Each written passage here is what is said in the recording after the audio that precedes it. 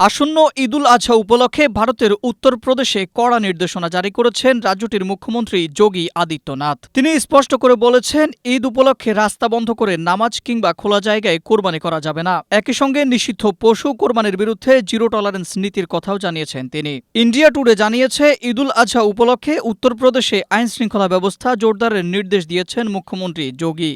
রোববার এক ভিডিও কনফারেন্সে তিনি বলেন, জনসমাগম স্থল বা খোলা জায়গায় পশু কোরবানি করতে দেওয়া হবে না। একই সঙ্গে শুধু পূর্ব নির্ধারিত স্থানে কোরবানির অনুমতি নিতে হবে এবং উৎসব ঘিরে কোনো নতুন রীতি বা প্রথা চালু করা যাবে না বলেও হুঁশিয়ারি দেন তিনি।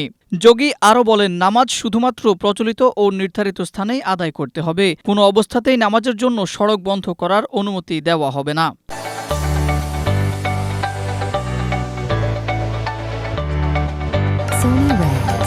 কোরবানির পর সৃষ্ট বর্জ্য যথাযথভাবে অপসারণ নিশ্চিত করতে হবে। খোলা জায়গায় মাংস বিক্রির ওপর নিষেধাজ্ঞা বজায় রাখা এবং অবৈধ কসাইখানার বিরুদ্ধে কঠোর ব্যবস্থা নেওয়ার নির্দেশও দিয়েছেন তিনি।